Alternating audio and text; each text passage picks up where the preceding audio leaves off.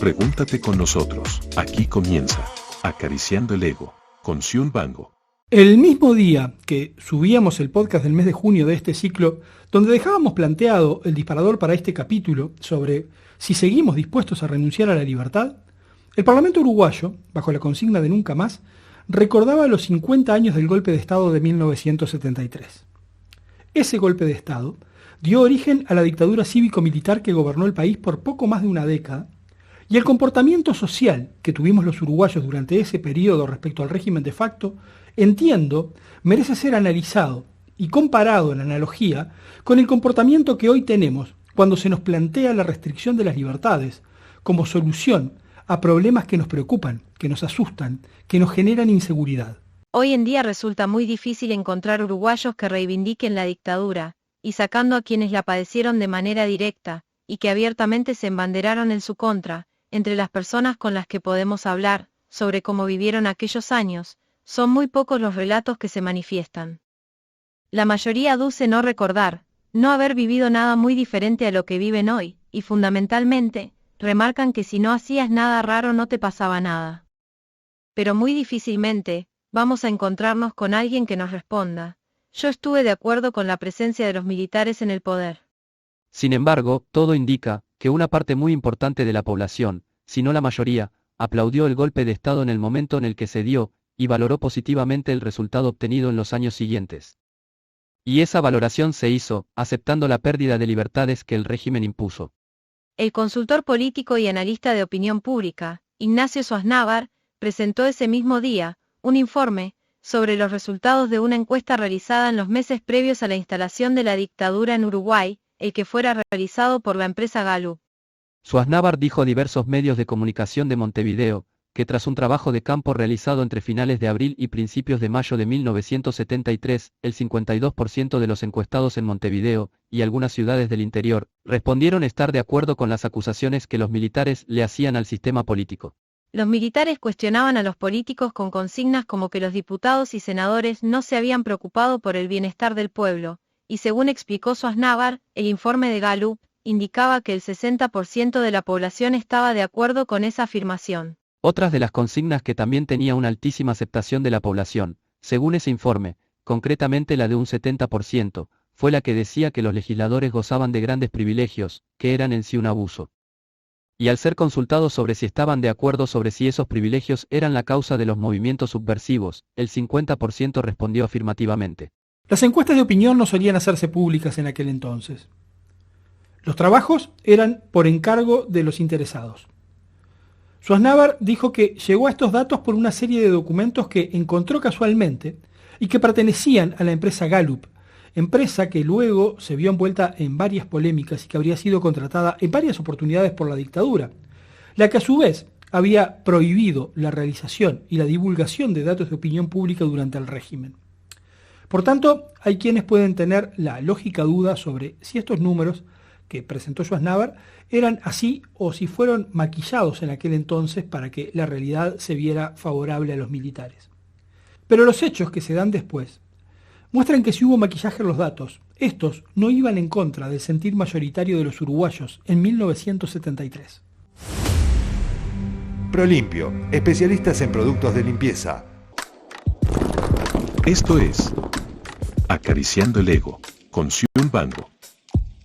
En el noticiero central de Canal 10, el pasado 26 de junio, Swaznavar decía que ante la pregunta sobre quién trabaja más seriamente en sus cometidos específicos, el 50% de la población respondió a Gallup en 1973 que eran los militares, y apenas el 17% dijo que eran los políticos. Ante la pregunta de quiénes eran más respetuosos de la Constitución y las leyes, el 44% de la población respondía que eran los militares y el 23% los políticos. En honestidad y corrección, los militares tenían un 60% contra un 6% de los políticos, y ante la pregunta de quiénes eran más útiles para el bienestar del país, la opinión a favor de los militares era de 30%, contra 19% de los políticos. Los militares eran entonces, según este informe, quienes mejor imagen pública tenían, y como contrapartida el sistema político estaba muy mal considerado. Por tanto, no es ilógico suponer que una parte muy importante de la población, posiblemente muy cercana a la mayoría, vio con buenos ojos en aquel entonces al golpe de Estado, más allá que hoy parezca que todos estuvieron en su contra.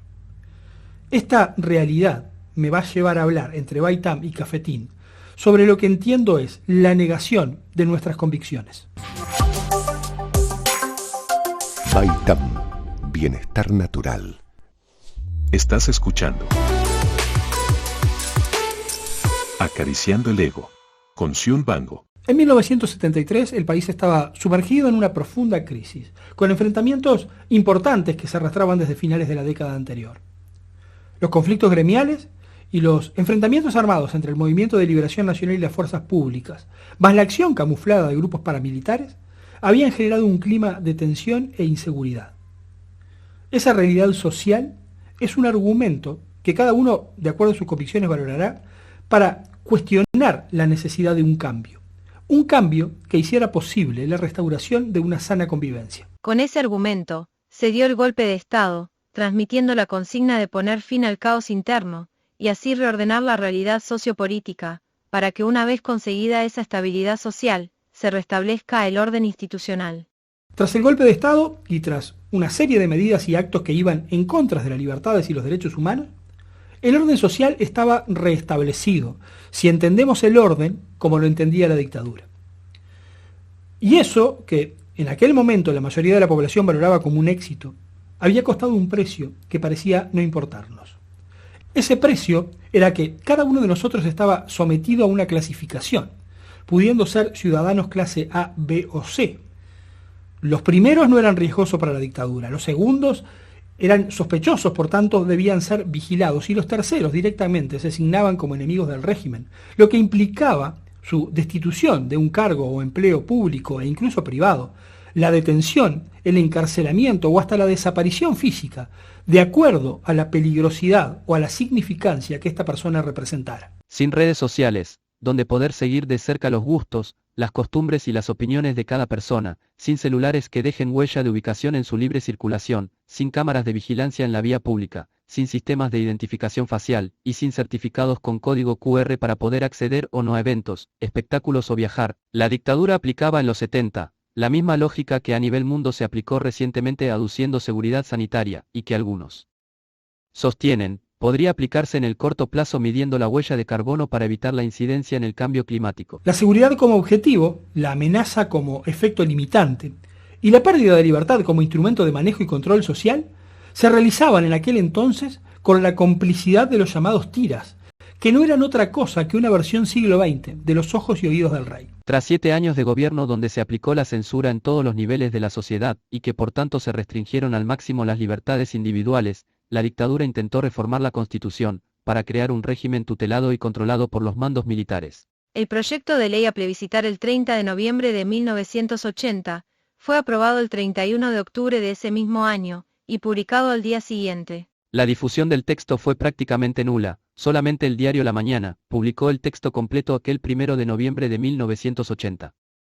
El diario El Día publicó apenas algunos extractos, y el diario El País tituló en portada que publicaría el texto, pero nunca lo hizo. Si a esa escasa difusión de la idea a plebiscitar, y al miedo de expresarse contra el régimen, se le sumaba la prohibición de votar, a los ciudadanos proscritos por estar signados como contrarios a la dictadura, el triunfo de la reforma parecía inminente. Pero no fue así, casi 1 millón de uruguayos votaron contra la dictadura, y ese hecho cambió la realidad política de ahí en más. Sin embargo, más allá de lo importante de ese hecho, más allá de lo que significó el triunfo del no, más allá de que fueran 945.176 votos que rechazaron el proyecto, lo que representó un 57,2%, hubo 707.188 uruguayos que apoyaron la dictadura. Dicho de otra manera, 4 de cada 10 uruguayos querían que el régimen siguiera. Y buena parte de esos uruguayos que votó sí, en el plebiscito del 80, es parte de esta sociedad. Sin embargo, es muy difícil que hoy en día alguien diga, yo voté el sí. Y eso sucede porque hoy el relato reconoce que se cometieron violaciones a los derechos humanos, que hubo excesos de todo tipo y que se atentó contra la libertad de pensamiento, de expresión y de acción. Hoy el relato señala con el dedo a la dictadura, y por tanto nadie quiere reconocer que estaba del lado de los señalados. Pero en aquel entonces todos estos hechos eran negados, y todas aquellas personas que arriesgando perderlo todo, osaban decir que estos hechos sucedían, aún haciéndolo en reuniones de amigos, eran señaladas con el dedo. Eran encasilladas como subversivos, como sediciosos, y asociados sin paso previo a estar del lado de la guerrilla, aun cuando su forma de pensar fuera hasta diametralmente opuesta a la de los grupos que se habían levantado en armas. ¡Qué rico! Cafetín, tin, tin. Cafetín te incluye. Podés encontrarnos en cafetín.org. Un café de especialidad consciente. Un producto Tinkers. Cafetín. Acariciando el ego. 1011 Podcast. Hoy el relato difiere del relato de los años de dictadura. Pero el relato sigue generando en la población el mismo efecto que generaba en aquel entonces. La obsecuencia al relato es tal que no se quiere ver aquello que sucede y que representa el precio que pagamos para sentir que estamos seguros y protegidos de aquello otro que el propio relato nos mostró como el agente atemorizante. Y esa obsecuencia al relato lleva a que no solamente aceptemos que se atente contra las libertades colectivas, sino a que seamos nosotros los que actuemos contra las libertades de quienes no comulgan con ese relato al que adherimos. Hace unos días, muy cerca de aquí, en Ocean Park, un balneario ubicado a 15 minutos del centro de Maldonado, un grupo de vecinos le propinó una golpiza a otro vecino, acusando a la víctima de ser un delincuente de la zona y por tanto haciendo justicia por mano propia. Con horas de diferencia, en mi ciudad natal, una integrante de la banda municipal inició una recolección de firmas para quitar un tema musical del repertorio de la misma por considerar que éste cosifica a la mujer, de manera que sea la mesa de género y diversidad de la que se expida ante esta solicitud. No conozco al vecino violentado. No me consta ni que las denuncias contra él sean reales, ni que no lo sean. No me gusta el tema musical cuestionado. No integraría nunca una lista de reproducción personal, ni en Spotify, ni en YouTube. Y no lo incluiría en un repertorio si fuera quien armaría el mismo. Pero sí creo saber, y estoy seguro de sentir, que la radicalización de las medidas y fundamentalmente la polarización que se genera tras una acción, calificando a las personas de un lado o de otro, y utilizando como primer recurso una limitante a los derechos individuales y a las libertades, me llevan a decir que no hemos aprendido nada del pasado, y que lo único que ha cambiado es la narrativa del relato, y por tanto, en algunos casos, el lugar que ocupamos dentro de las diferentes categorías de personas que establece nuestros derechos y nuestras privaciones. Por tanto, desde esta visión, dejo planteada la pregunta para el capítulo de agosto. ¿Será realmente que aunque digamos querer defender la ultranzas, le tememos a la libertad? En el próximo capítulo de Acariciando el Ego, Xiun Bango nos hará pensar, para ayudarnos a responder la pregunta, sobre si a pesar de decir que la defendemos a ultranzas, en realidad lo que nos pasa es que le tememos a la libertad. En agosto, no te pierdas el 8º capítulo de Acariciando el Ego, presentado por Prolimpio, Baitam y Cafetín. Acariciando el Ego, una realización de 1011 Creaciones.